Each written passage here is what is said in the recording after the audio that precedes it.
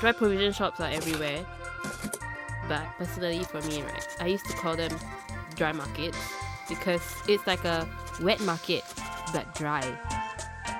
Because dry markets, they have all of the fresh fruit and fresh fish and they're all wet. Like the floor is always wet. But in my ama akong shop, everything was all dry.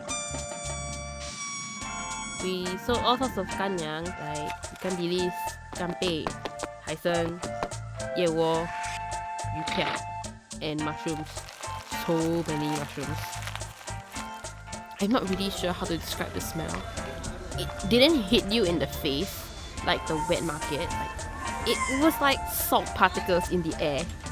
Just standing there for like 5 minutes would cause the smell to just seep into your bones, and when you leave, everybody will know exactly where you've been. Being raised in the shop, my grandparents actually installed like a sarong in the shop itself, and I remember lying in the sarong and looking straight up and seeing this dusty spring that was embedded in the ceiling. We would always like try to like sit up and try to use it as a swing, but my ama would like immediately like, it's like she could sense that I was awake and she would immediately like take me out from the cot, and I never got the opportunity to try to use the sarong as a swing. So growing up in the shop, almost all of the goods was fair game for me to eat.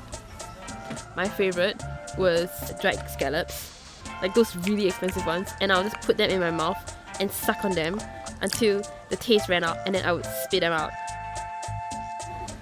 When my siblings and I were made to help out, we weren't exactly happy about it because the shop was really hot and we had to entertain those aunties and uncles with our like really barely passable Chinese, and if they asked us a question, I wouldn't even know how to answer them.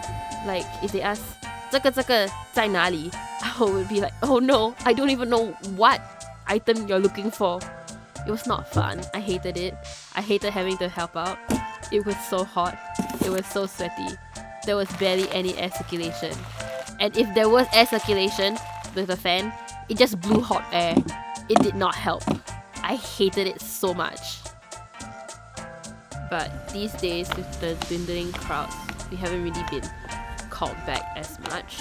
And not only that, I have my other responsibilities. Shops are trying to pivot to online shopping more and more, but I'm not so sure about the success of that.